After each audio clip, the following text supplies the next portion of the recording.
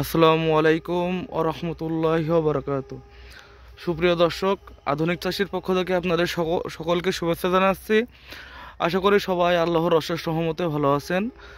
দর্শক ভাইয়েরা, আলহামদুলিল্লাহ আল্লাহর অশেষ রহমতে আমিও খুব ভালো আছি। দর্শক ভাইয়েরা, আজ নভেম্বর মাসের 6 তারিখ। আজ আমি আপনাদের আমার পেয়ারা বাগানের বর্তমান অবস্থাটা দেখাবো। কারণ গত ভিডিওতে অর্থাৎ 4 তারিখে আমরা স্প্রে করছিলাম, যা যা দিয়ে স্প্রে করেছি সেটা আপনাদের দেখাইছি।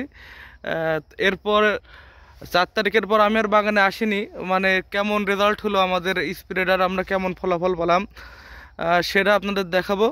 এবং এই ভিডিওতে বলার চেষ্টা মানে আমার এক ভাই প্রশ্ন করছিলেন যে ভাই আমাদের এখন পেয়ারা গাছের ডগা কালো হয়ে যাচ্ছে। দেখুন আমাদের আল্লাহর রহমতে ডগাটা কি ফ্রেশ ফ্রেশ বলে এমন ছিল না, এখন দেখে আলহামদুলিল্লাহ ভালো লাগছে।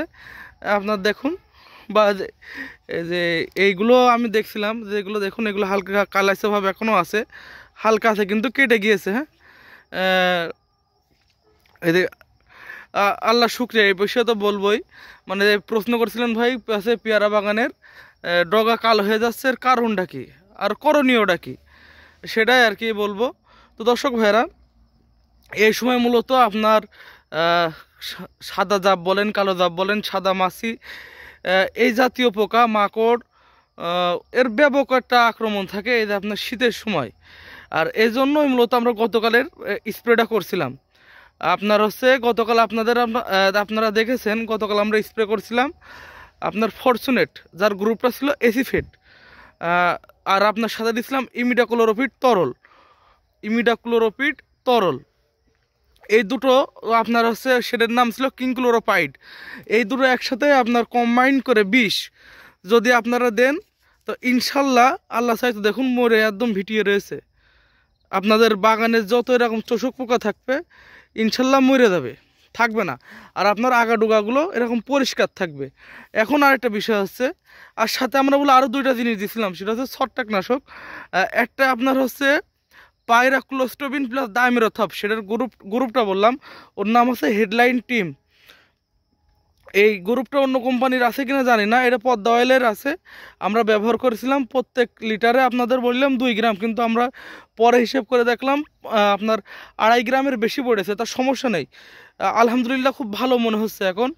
আর আগাডুগা দেখেন কি সতেজ, এই শীতে আগাডুগা সতেজ রাখাটা একটা বড় চ্যালেঞ্জ। আমাদের দেখুন কিরকম কত সুন্দর ফ্রেশ লাগছে আজকে পাতাগুলা। এর আগের দিন মানে আগের ভিডিওতে আপনারা দেখলে বুঝতে পারবেন একটা গাছের কিছু ডুগা ফ্রেশ ছিল, কিছু আপনার এটে ছিল। এখন ঠিকই সে গাছের ডোগাগুলো সুন্দর ফ্রেশ হয়ে রয়েছে। আর সাথে আপনার দিয়েছিলাম ট্রাইসাইক্লাজল, এই গ্রুপের একটা আপনার ছত্রাকনাশক, ওটার নাম ছিল সামার। তো দর্শক ভাইরা, এই স্প্রেটা করার পরে আল্লাহর রহমতে যথেষ্ট পরিমাণে পরিবর্তন আমি দেখতে পাচ্ছি। এখন আপনি যে ভাই আমার প্রশ্ন করছিলেন, ভাই শীতে আপনার পেয়ারা গাছের ডগা কালো হয়ে যাচ্ছে মানে কি করব, আপনি আমার গত ভিডিওতে আমি যে স্প্রেটা করছি আপনি ঠিক ওই স্প্রেটা করতে পারেন, যে রোজে বলা আছে ঠিক সেই মাত্রায়। এবং যেটা বললাম আপনারা গ্রুপ দেখে ওষুধ কিনবেন। দেখুন আমি শুধু একটা না, আমার বাগানের অধিকাংশ গাছে আপনাদের দেখাবো, আপনারা গ্রুপটা দেখবেন এবং ভালো কোম্পানি দেখবেন। মানে আমি যে ওষুধ ব্যবহার করছি এটাই করতে হবে এরকম কোনো কথা নেই। আপনারা ওষুধের গ্রুপ দেখবেন, আর আপনারা ওই ভালো একটা কোম্পানির, ভালো মানের কোম্পানির ঔষধ দেখবেন, যেন মানে যেন তেন কোম্পানি আর না হয়, তাহলে ইনশাল্লাহ হবে। আপনাদের দেখায় এখন দেখানোর বা কি আছে, এখন বিষয়টা পেয়ারার ফুল প্রচুর আসে, এখন ফুল টিকানোটাই ব্যাপার। বিশেষ করে 5 জাতের ফুল কেউ বলতেবেন, মানে তাদের সাদা 5 আছে, তারা এখন তো বেশিরভাগ আমি দেখছি মানুষ 5-এর দিকে ঝুঁকে যাচ্ছে বেশি। তারা কেউ বলবে না যে বাগানের ফুল হয় না, ফুল প্রচুর হয়, এবং আমরা ট্রিটমেন্ট জানি না বলে আমাদের ফুল দাঁড়ায় না, এটাই হচ্ছে বড় বিষয়। এখন দর্শক ভাইয়েরা, আপনাদের বলছিলাম আমরা স্প্রে 4-5 দিন অন্তর করব। তো গত ভিডিওতে আপনাদের স্প্রে দেখালাম, আজকে দেখালাম রেজাল্ট। আলহামদুলিল্লাহ দেখুন আমাদের বাগানের বেশ পরিবর্তন আমার কাছেই মনে হচ্ছে।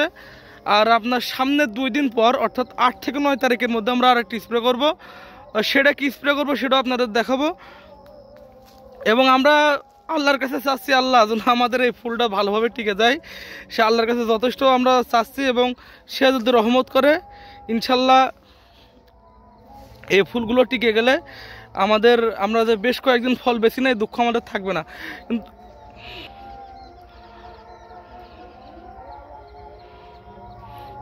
তো দর্শক ভাইয়েরা, আপনারা তো বুঝতেই পারলেন কালো জাপ বা চোষক পোকা থেকে আমরা যেটা করলাম সেটাই আপনাদের বললাম, মানে বলেছি আর কি। এখন থেকে আপনারা আমাদের ভিডিও দেখলে